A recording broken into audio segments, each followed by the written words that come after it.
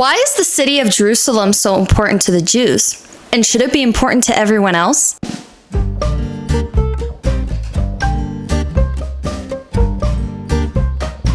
Shalom, this is Zoe here with That Jew Girl Lew, and I'm back. These past few months have been crazy.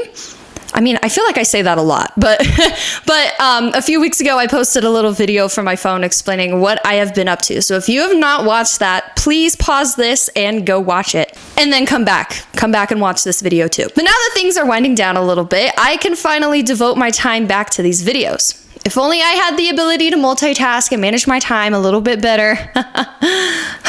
For this week's video, I wanted to ask the question, why is Jerusalem so important? In my last video, I discussed what Zionism is, and in summary, how Zion is just another name for Jerusalem.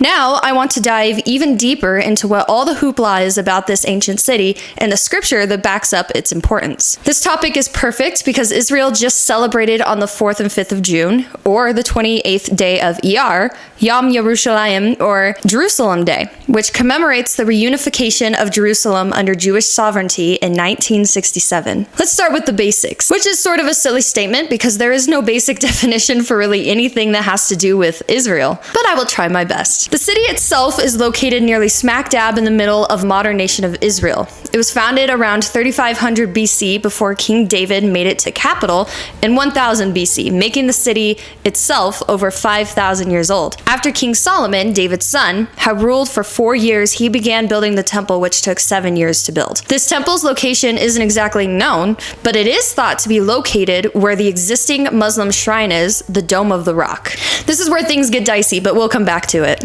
Technically, Jerusalem was not originally founded by the Israelites, but of the Canaanites. The Canaanites were the native inhabitants who are identified in the book of Genesis as the descendants of Noah, long before the name Israel was given to Jacob. Go see episode 2, Diaspora, to hear more about that. What does the word Jerusalem mean? The name Jerusalem occurs 806 times in the Bible, 660 times in the Old Testament, and 146 times in the New Testament.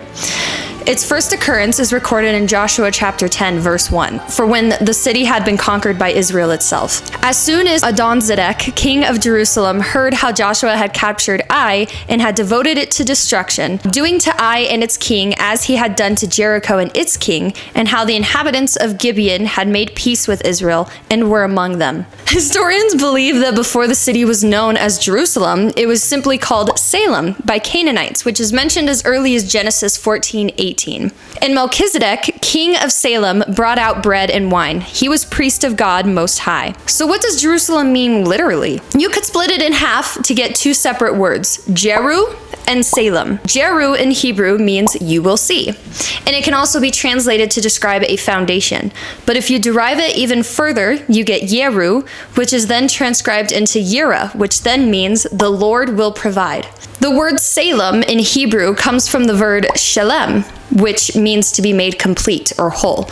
This can also be translated to the familiar word of shalom, which means peace. So with all that amazing information, the name Jerusalem means the Lord will provide peace, which is significant given all the upheaval and war the city has gone through, and yet it still stands. Isn't language just amazing? Finally, what makes it holy, and therefore why is it important to Jews and also Christians? Jerusalem is known as the Holy City, the holiest, in fact, among Jews, Christians, and also Islam. Yet it is a profound symbol of the Jewish identity and to the Christian faith, and for a good reason. To understand this, we have to take a look at the Jewish culture. As I mentioned earlier, King Solomon was the one responsible for the building of the temple, which was a fulfillment of God's promise to David.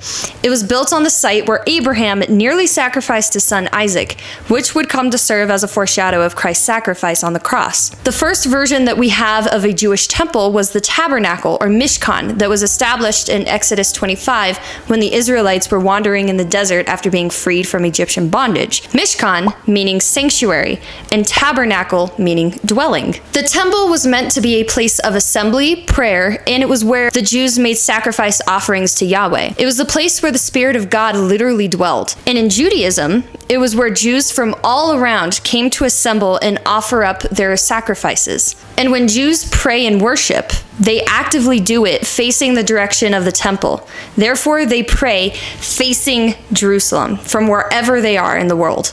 This comes from the memory of their time spent in exile and their desperate yearn to return to Zion.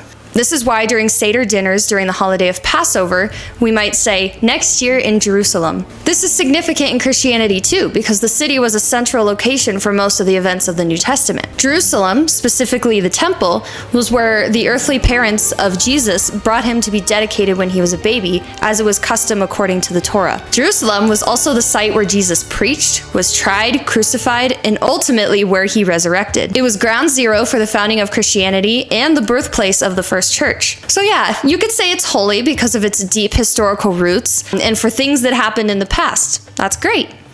But Jerusalem is still so important today. And while the Dome of the Rock is the place where Muslims believe to be where Muhammad was said to have ascended into heaven, and this also happens to be the same location where the Second Temple was believed to once stand in Judaism before it was destroyed in 70 CE, not long after the Christian church was established. And also, the place where Judaism teaches will be the place where the Messiah, or Mashiach, will appear. There is even this premillennial idea that in Christianity, Jesus will descend here as well in his second coming to build the New Jerusalem. I guess you could say that Judaism and Christianity sort of begin to mesh in this concept. Now, to be honest, the topic of premillennialism and the New Jerusalem is a touchy subject for me, partly because I have not studied the topic in depth, and I don't want to give information on something that I don't know a lot about. But it is said in Revelation 21 that John saw a new heaven and a new earth in his vision.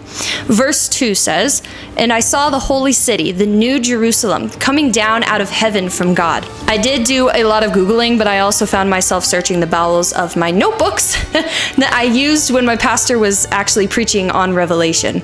It's funny because we spent nearly an entire year or more, I think, on this book, just unpacking everything in this in the specific notebook that I referred to for this episode began in June of 2023.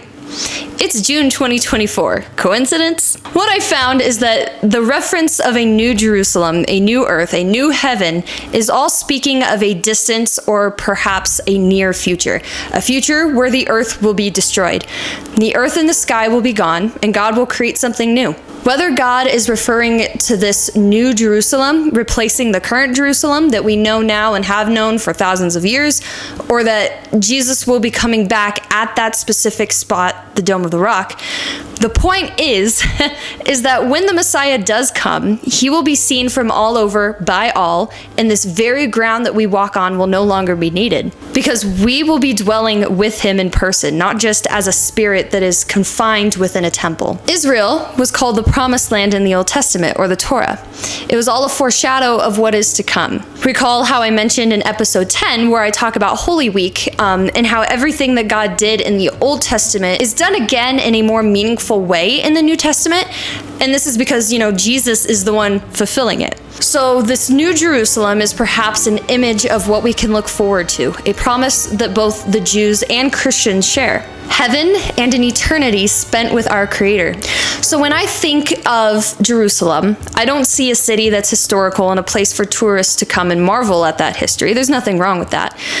But I see a place that exists to be a reminder of what God has done and what he will do. Well, that's all I got for you this week, but the plan is to continue on the schedule of posting videos every other Sunday, God willing. Thank you for sticking it out with me, and please be sure to like and subscribe to show your support as I learn more about my Jewish heritage and just overall learning with me. Shavua Tov!